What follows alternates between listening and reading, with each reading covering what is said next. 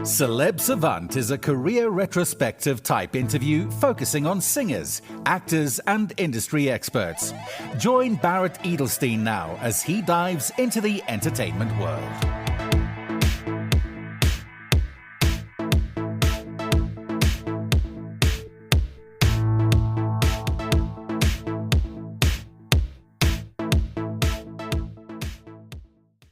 Alex Chisnall is a British podcast host and entrepreneur.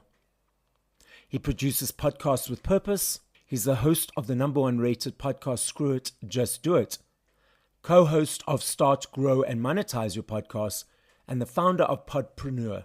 When he launched Screw It, Just Do It 6 years ago, 2 downloads illustrated no one listened except for his wife and mother. Today, it's in the top 1% of all podcasts globally, with 500 plus episodes and listeners in 180 plus countries. He went from working as a flight attendant for Virgin Atlantic to becoming Sir Richard Branson's #1 business advisor at Virgin Startup. Throughout his journey, he has had the opportunity to interview Stephen Bartlett, Lewis Howes, Jamie Lang, Fleur East, James Haskell, and many others. Up next on Celeb Savant, we've got Alex Chisnall. Where do we find you in the world and how are you doing? Very good. I'm in Poole, in Dorset, in England, in the UK. So, Alex, let's rewind. You've had a multidisciplinary type life in different aspects, but focusing specifically on the podcasting world.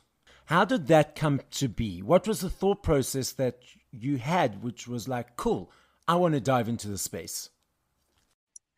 So for me, it was a podcast called How I Built This by NPR, hosted by Guy Raz, which charted the journeys of entrepreneurs from, literally scratch to exiting for billions of pounds. Think WeWork, Airbnb, Patagonia, all these kind of guys. That got me into podcasting probably 9, maybe 10 years ago originally. At the time, I was working with Richard Branson's not-for-profit, Virgin Startup, which helped entrepreneurs gain funding and mentoring to start their businesses. And I went to the CEO of Virgin Startup at the time and said, I think we need to be doing a podcast like this, but focusing on the struggle, the life in the trenches, the early journeys of entrepreneurs in the business space. So they said yes, as long as it doesn't cost us any money and we don't have to do anything. Going for it. So I went away and I recorded my first 4 episodes.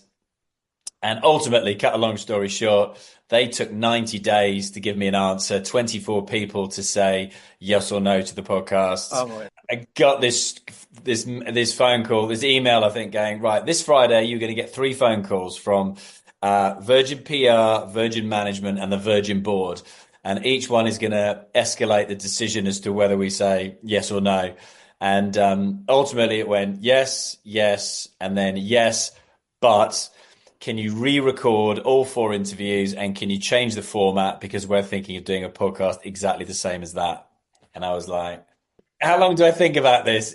So I thought about it for the weekend, and ultimately the reason I named my podcast Screw It, Just Do It was because, one, a nod to my former boss, Richard Branson, whose book was Screw It, Let's Do It. Yeah. And also the attitude, literally like, oh my God, you've literally strung me along for 90 days. And if this is what it's like to work for a big organization, I'd rather do it myself. So launched my own podcast and ultimately loved the space, wouldn't want to be doing anything else. And that led to me ultimately starting my own podcast agency because of people just asking me for tips, tricks and tactics on how to launch their own show. And I was like, right, okay, let's do a workshop. A couple of workshops later led to a full-on 360-degree agency, and now probably done coming up to 200 podcast launches all told, and had my own show for about 8 years now. So yeah, fully in the space.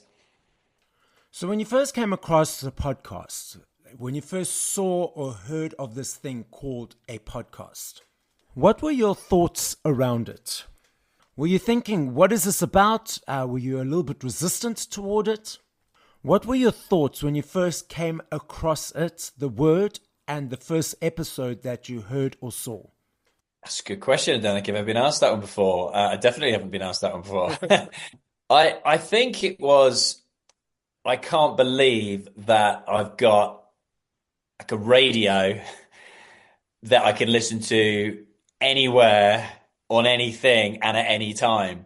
And now, obviously, fast forward 8 years later, and we can all do that with, with radio and every other form of media. But at the time, you couldn't kind of do that. And so for me, it was like, wow, you could literally have this voice in your head whilst I'm going for a run, and I can stop it, I can rewind it, I can pause it. And I was just really, really intrigued, I think, at the time. And when I looked into it, I was amazed that they'd been going for years and years.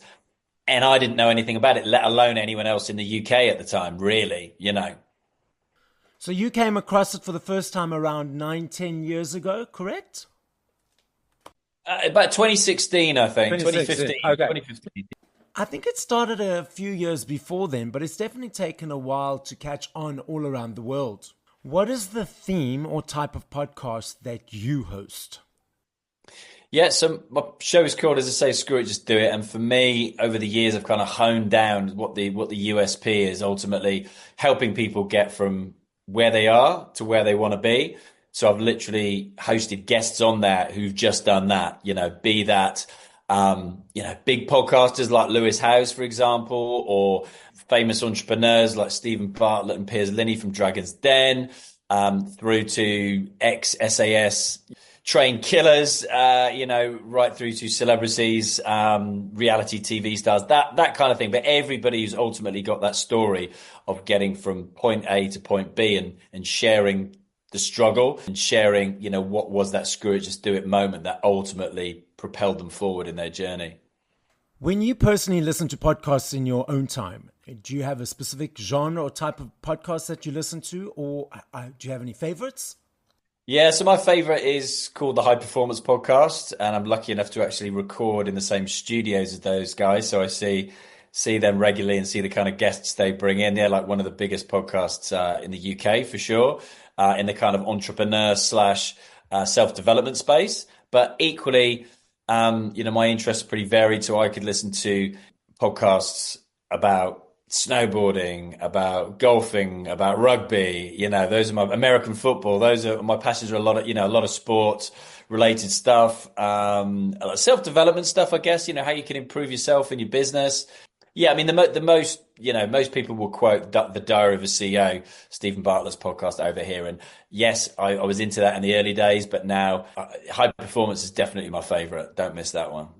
Pre to you starting doing podcasting, when you did the 4 episodes as a tester for the team, was it a thing of, okay, I'm just going to dive in and see how this unfolds? Did you have any resistance of like, oh, can I do this? Or was it a feel by feel, step by step process and you just developed it as you move forward? Yeah, another good question. So definite resistance, as evidenced by the fact that I recorded the interviews in the January of 2017, and I didn't release them until the May of 2017. And all that time, yes, there was the stuff going on in the background with Virgin approving it, but in my brain there was is anybody going to listen to this? Does anybody like my voice? All this kind of self-doubt stuff that I've learned we all have, especially when it comes to procrastinating with launching a podcast, or, it's anything in life, isn't it? Whether you want to, you lose that weight, start that business, whatever it is, people procrastinate, people find reasons not to do the thing that they want to do. And as with all of these things in life, it's getting started is the hardest bit.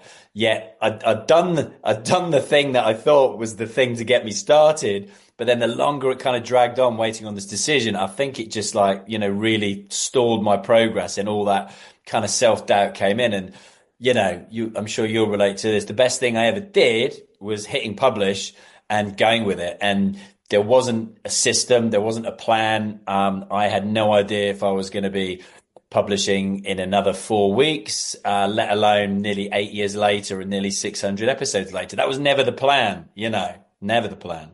I know this is sort of a question you can't really answer because it happened the way that it did. Do you feel and think that if Virgin didn't take as long to give the go ahead and you only had a day or two to release, publish, record and go, do you think that doubt would have still crept in as you were releasing, or it would have alleviated it quicker? great question. I think the latter definitely alleviated it quicker. I think you literally just need to, hit record and then literally, edit, produce and hit publish, because the longer you sit with your own thoughts, the old, inner chimp kicks in, doesn't he? And starts starts beating his chest and whispering in your ear like the good devil and the bad devil and, all those kinds of thoughts, man. So yeah, no, you're right. Definitely, the sooner you can press go on something like that, for sure. Yeah. What aspects for you were challenging in the beginning? So I'll give you an example for me. So when I first started, I was taught editing and I was doing my first editing job by myself. I thought, cool, 45 minutes and it would take me a couple of hours. 8 hours later, I was still sitting there doing this or figuring this editing out. Now, I'm very grateful to say that after all these episodes, I've got it down to about an hour, hour and a half. So what aspects in your world did you find challenging and now you're a pro at it? So definitely the editing was the thing that I am not left side of the brain at all. So anything like that, technically I really struggled with. And it was just a massive time suck for me. And, I always say to anybody, especially with podcasting, that, yes, totally do everything. So all the parts of the process, but then just focus on the bit that you enjoy and ultimately try and outsource and get other experts to do the things that you don't enjoy, because that could ultimately be the thing that stops you from carrying on with the podcast. That could be the barrier that gets you to do that. So for me, I really focused on the strategy and the tactics, on what it takes to launch, to grow and to monetize a podcast. So for me, that's always the area that I come in now, having an agency and having editors and graphic designers and stuff like that, because that's another thing I wouldn't be able to do, design the artwork. I wouldn't have a Scooby-Doo how to do that, whereas I know other people can jump onto Canva and they're a natural whiz at stuff like that. Yeah. For me, nah, I can't do it. I could draw a stick man on a bit of paper with a pencil. That's literally it. Yeah, I'm totally the same. So when I started Celeb Savant, I got a designer colleague of mine to create the foundation image, so to speak, so that now every time I create a new episode, I just take the press shot of the artist and slot it into the design for the new episode. Yeah, you've had unbelievable guests on your show, man. Unbelievable. Thank you. I really appreciate your comments and your support. You were referencing earlier about people who procrastinate and that fear of getting started. Now, this is a discussion for debate. I often feel that people are scared or have a fear of being successful. So I'm speaking of beyond their comfort zones. So they've got a routine, they've got a structure, they've got a comfort zone, they know what it is, they know what they need to do, so they stick to that. And then I can just carry on doing that routine and stick to it, because then there's no fear related to it, because there's nothing that they don't know. Do you feel that for people who are starting anything new, there's that fear of stepping out of their comfort zone? And also the fear of them being successful, because being successful means that there's accountability, that there's ownership, and they're stepping into the spotlight for other people to look at them. What are your thoughts? Yeah, I totally agree with you. And I think the first couple of times I realized that, I did, again, something I heard of on a podcast, this program called 75 Hard by, at the time, my favorite podcaster, a guy called Andy Frisella in the States. And then that led to me doing my first marathon, and 100% doing those physical things. I realized that if you actually move towards the fear and do the hardest thing, get you off the sofa, get you moving, doing the hardest thing, that's actually where the biggest growth comes from. But we're all scared to do that because this feels nice, this feels comfortable. And I think that's probably where, my podcast and what I'm trying to get out of my podcast as well is really aimed at is, giving examples of people who did those things, be that, as a singer or as a musician or as an entrepreneur, or as a sports person, recent episode I had, I'll, give an example, guy who went from being a carpenter who literally in the Paris Olympics now just won silver for the BMX freestyle, really young 21-year-old guy, I think, in the northeast of England. And it's just, taking that leap. And then, to your second point, yeah, that's really scary, isn't it? You've done the thing and now you've got to kind of own it. And the hardest thing becomes doing it, but then the hardest thing after you've done it becomes doing it again and again and again. And of course, people out there in your mind thinking that you're thinking they want to see you fail, but really no one gives a crap because everyone's just too self-focused, They're too self-focused in trying to keep themselves in their comfort zones. Yeah, precisely that. Yeah. It's quite interesting. So I teach spinning cycling classes and I have for the longest time. And I've noticed that people create unconsciously comfort zones on small things like a bike in a spinning studio. So people always go to the same bike. And if someone else gets there earlier and is sitting in their bike, it's like, this is my bike. How can you be sitting on my bike? And they get so angry. In the meantime, it's just a bike in the spinning class because none of the bikes are pre-booked. It's first come, first serve. Yeah, that's funny because I will always sit in the same, I get the train to London every 2 weeks to work with clients and I'll always go to the same place. I hadn't thought of that until you said that with spinning. That's interesting. So you referenced that you've helped so many podcasts or people or clients who are starting the podcasts in the beginning stages of their creation process. What does it mean to do that? So when a person comes through to you with an idea, what do you actually do and what are the steps that you do to help them? I think some of the questions I ask to start with is ultimately, what is the purpose of your podcast?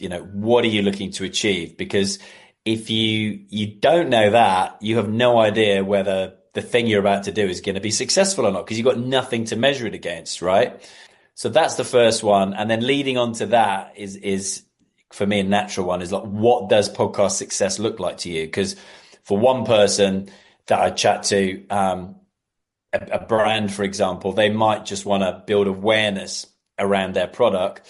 For someone else I speak to, they might want to use that, which frequently happens. The organization wants to push the leader of that organization to the forefront. So they think a podcast is a natural way to position them as as an expert, as a thought leader in their space. So I like to get clear on those two things. And then I always ask somebody, what happens next? So after somebody consumes a piece of your content, they watch or they listen to your podcast, they might see one of your clips on social media.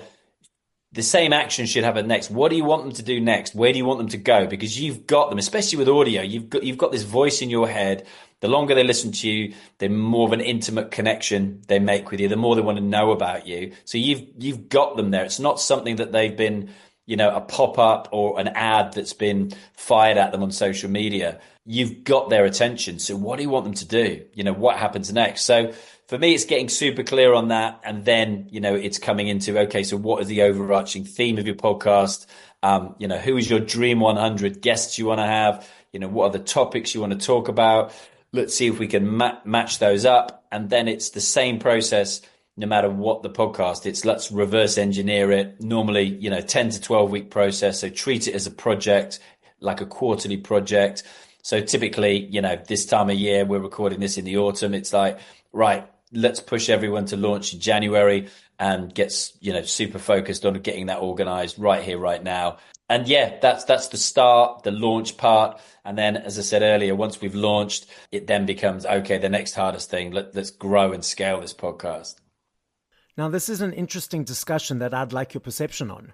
When I started Celeb Savant, I had a whole bunch of people saying to me I should watch other hosts or other journalists or interviewers who do similar or the same to see what's popular and what's working. Now, for me, I'm the type of person that when I watch someone else, I think I need to now copy what they're doing or try and emulate them. But then that's not me. That's not my authentic self because I'm trying to be someone else that is not me, that is outside of me. So I did not do that. I did not watch anyone else. I did not watch any other shows or hosts for the simple fact that I knew if I did, then I'd be trying to copy them and I wouldn't be authentic. What are your thoughts around that concept that I'm referring to? Yeah, and it's so I agree with you. And you can't help it if you're already listening to podcasts and you're listening to a particular genre and you want to launch a podcast in that genre. And I think it's the same with guests, right? I hear about people spending, like day or days listening and watching every single piece of content that guest has done. Yeah, I always remember a podcast guy called Rob Moore, who I've interviewed a couple of times. He's a big business podcast in the UK, and he interviewed a guy called Levi Roots, who's a bit of a kind of cult hero over here. Went on Dragon's Den, had his product, this reggae sauce, that is hot sauce, went really big. He had his personal brand with the dreadlocks and everything, and it went really well. But I remember Rob sat down to him in his restaurant, and he went to ask him a question from like a pad of paper. And this guy, Levi Roots, just went, "Stop. I don't want you asking me same questions that everybody's asked me. Put that paper down and just ask me what you really want to ask me." And Rob just went, he's a complete pro, just put it down and went, "Okay, let's go." Boom. And went straight in. And I think there's a fine line. I like to do a bit of research, but I don't want to over research my guests, and for that reason ask the same questions. And it's the same, I think, as like you're saying, if you're starting a podcast, you don't want to watch, 200 episodes of Joe Rogan and then you come out like a second-rate Joe Rogan. I want you to be a first-rate you, not a second-rate someone else. So, yeah, and I'm sure it's the same, a lot of the people that you've interviewed, like with music, you can take inspiration, but you don't want to be constantly playing somebody's songs back to back, I'd imagine, if you're trying to write new music or create new music, because you're just going to get funneled in a certain direction, I think, aren't you? It's going to rub off on you. That's exactly it. So when I first started, I was doing interviews as a contributor on a podcast called That 80s Show, which is why I started Celeb Savant, because I wanted to have access to artists from all the decades. Even though we love the 80s artists, I wanted to have the freedom to say, okay, cool, let's interview this person. And I used to have my set questions, and I used to research for quite a few minutes or longer than a few minutes before the interview. And I noticed that with one of the interviews that I was so stuck with the safety net of the questions, and the guest was veering off in a different direction. And I wasn't picking up the gold nuggets because I was like, I have to go back to the questions. We need to be in the structure and format. And then I realized or decided a couple of interviews after that to just throw away the questions. And now I do what I do. And you should carry on doing what you're doing, 100%. Okay, so handing over to you now. In life in general, 3 tips to people who want to start something but are struggling to do so. And then 3 tips for them to maintain that consistency. I think to get started, it's definitely, I'll stick with my original ones. Get super clear on why, what the purpose of it is. What is the end goal? For the thing that you want to start, if it's a podcast, if it's a business, whatever that might be. Secondly, for me, it's definitely ask for help. We can muddle along on our own, trying to edit the podcast or trying to do the books for the business. But it's difficult starting out because you're trying to do everything yourself. You're trying to save money, etc. But just don't be afraid to ask for help, even if that's, a mentor. And a mentor for me could be, a YouTube video you watch. It could be a book you've read, it could be those things. So it's definitely get super clear on the purpose. Don't be afraid to ask for help. And the third one, it might seem obvious, but just start and think about, you might have, 80 things listed, like actions that you need to do to start the podcast, to start the business. Try and work out which one of those if you did this one thing, it would make all of the other things easier. So think of the dominoes that they line up and you knock one over and it knocks all the other over. So what is your big domino that will enable you to make all of the other things that you have to do easier? Because there'll be something for whatever you're trying to do. 100%. And then maintaining, yes. I think having, documenting what you do is definitely helpful. So documenting what you do, so that you can then, maybe this is 2, so that you can then work out the actual system and the processes so that you could just put it on auto repeat, like something you alluded to earlier. You don't really have to think about it. It becomes a natural thing to do. And then a third tip for ensuring that you keep be accountable. So I think get somebody to do that thing with you, or find out someone else is doing that thing at the same time. So do you know anyone else starting a business? Do you know anyone else starting a podcast? Networking now isn't just going to a dry old, conference. Networking could be jumping online, and joining a support group and finding people who are a couple of years ahead of where you are as well. As I'll chuck, as a bonus, I think that's really helped me, getting mentors that are further ahead. They've done the thing that you want to do. Don't take advice from people who haven't done the thing that you're trying to do, because there'll be loads of those. Loads of those. Okay, so 3 guests in this moment in time that are on your bucket list that you'd like to have guests on your podcast. I know it will change every time, but in this moment, who would those people be? Yeah, good question. So it's always been my old boss, Richard Branson. So he's up there. I'll say Andy Frisella as well, from First Form is the name of his business in the US, because I've always wanted to interview him. And, who would be a third one? Okay, let's go. Tiger Woods. The podcast is listened to throughout the world. So as a final message, what would you like to say? Final message, I think, alluding to some of the things we talked about earlier, whatever the thing is that you want to do to move yourself forward, especially with a new year coming up, 2025, people are going to have hopes, dreams, aspirations. Do the thing, get started. Don't let fear hold you back. It sounds really weird, I suppose, if you haven't done it before, but move towards the fear, because only good things and growth lie the other side. For me, it's like, if it isn't going to kill you, what's the worst thing that could possibly happen? You fall over, you graze your knees, you get up and you go again. It doesn't matter. Just keep going, man. Thank you for listening to this episode of Celeb Savant. Please follow Barrett on TikTok, Instagram, YouTube, and Facebook at Celeb Savant. That's CelebSavant.